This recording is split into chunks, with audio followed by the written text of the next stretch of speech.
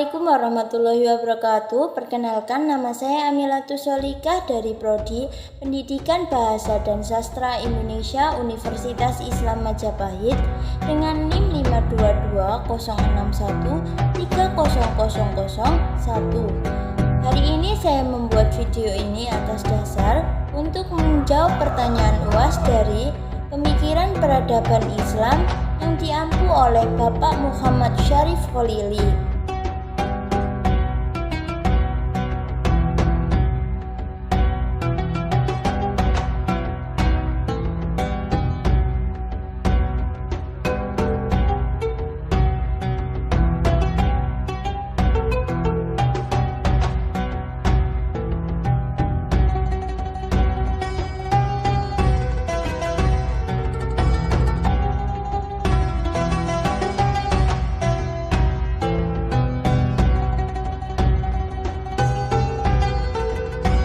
Adapun pencapaian Bani Umayyah di bidang ilmu pengetahuan, yaitu antara lain yang pertama adalah menyusun sistem pengejaan Arab.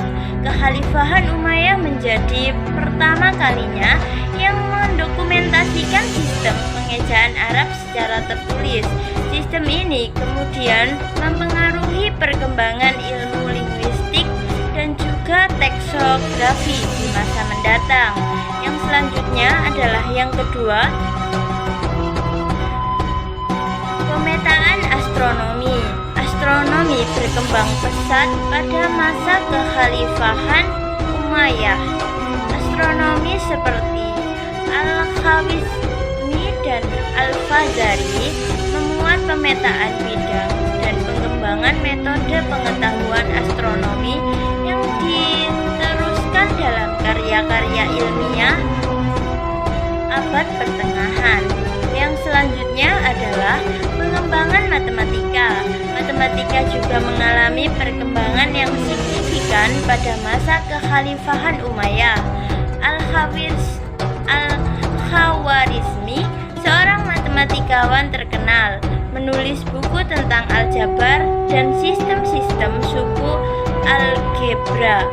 Yang keempat adalah perluasan pertanian dan ilmu pertanian. Kekhalifahan Umayyah melakukan perluasan pertanian dengan memperkenalkan teknik irigasi baru, penamaan baru, teknik perairan, dan penggunaan pupuk. Pengetahuan tentang ilmu pertanian menjadi hal penting dalam ekonomi dan kemakmuran kekhalifahannya. Yang selanjutnya adalah pengembangan filologi Arab. Dalam upaya perbaikan naskah-naskah Al-Quran, ulama dan cendekiawan Umayyah mengembangkan ilmu filologi Arab. Mereka mengembangkan disiplin ini dengan mencoba memahami makna kata dan struktur kalimat dalam bahasa Arab.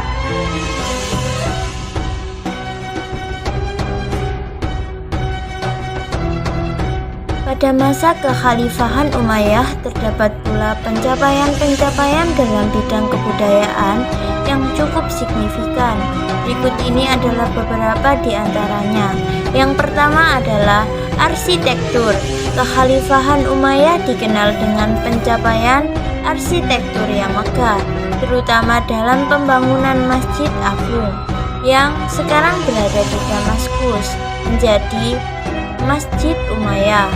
Bangunan ini menjadi salah satu ikon arsitektur Islam awal dan mewakili kehancuran budaya Kekaisaran Romawi Timur yang menjadi unsur utama dalam budaya Umayyah.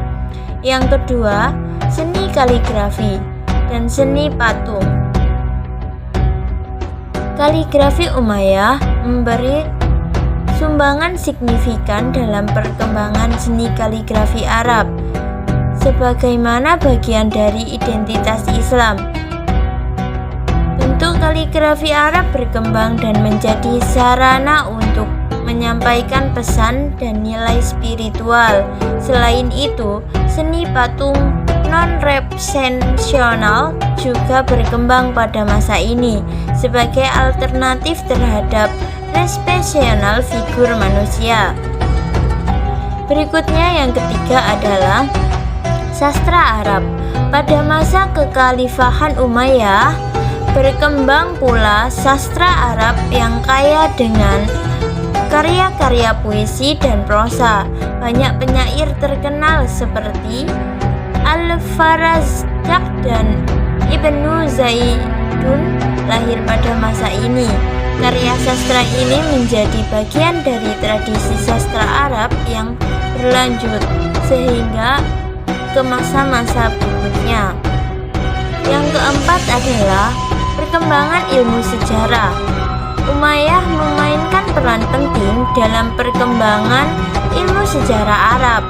Mereka memelihara sejarawan dan penulis seperti Ibnu Ishaq yang menulis biografi Nabi Muhammad dalam karya monumennya yaitu Sirah Nabawiyah.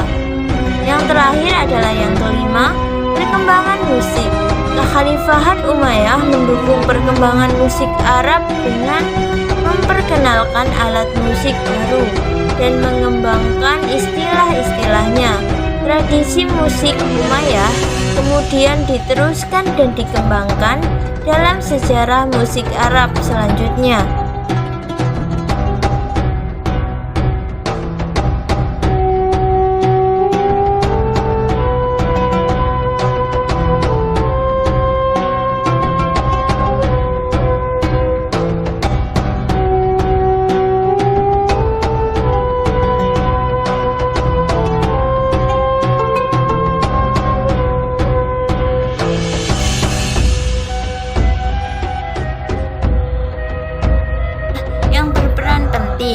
Berikut ini adalah beberapa faktor tersebut. Yang pertama adalah kekuasaan dan stabilitas. Kekuasaan yang stabil di tengah kekhalifahan Abbasiyah memungkinkan para intelektual, seniman dan penyair untuk berkembang dan menciptakan karya-karya mereka tanpa takut akan adanya gangguan ataupun penindasan. Kehadiran pendidikan tinggi pada masa Abbasiyah berdiri lembaga-lembaga pendidikan tinggi seperti Bait al-Hikmah atau Rumah Kebijaksanaan yang berada di Baghdad. Lembaga ini menjadi tempat berkumpulnya para sarjana dan intelektual dari berbagai disiplin ilmu yang berkontribusi pada pembelajaran dan pertukaran ide pada karya-karya mereka. Yang ketiga adalah penerjemah karya-karya klasik. Kekhalifahan Abbasiyah menerjemahkan banyak karya-karya klasik dari berbagai negara, di antaranya seperti Yunani, Persia, dan juga India dalam bahasa Arab.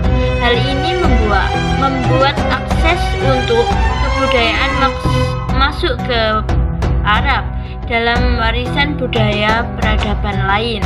Yang keempat adalah kehidupan kota yang beragam.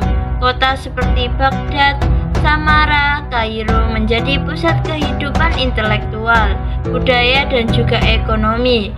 Keanekaragaman penduduk dan kehidupan kota yang kosmopolitan memberikan ruang bagi interaksi berbagai budaya serta menciptakan dan pertukaran ide yang luas.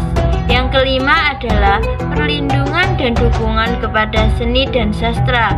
Kekhalifahan Abbasiyah memberikan dukungan yang besar terhadap seni dan sastra. Pusat-pusat kegunaannya seperti istana, masjid-masjid besar dipenuhi oleh seni arsitektur, kaligrafi, seni pahat dan juga seni miniatur. Media tulis seperti syair, prosa berkembang pesat dari kalangan menengah hingga elit. Yang keenam adalah pengaruh Islam dan faktor penting dalam perkembangan budaya pada masa Abbasiyah, yaitu Islam tidak hanya menjadi faktor yang menegakkan karya-karya budaya, tetapi juga memberikan keragaman religius yang mempengaruhi ekspektasi dunia dan sastra.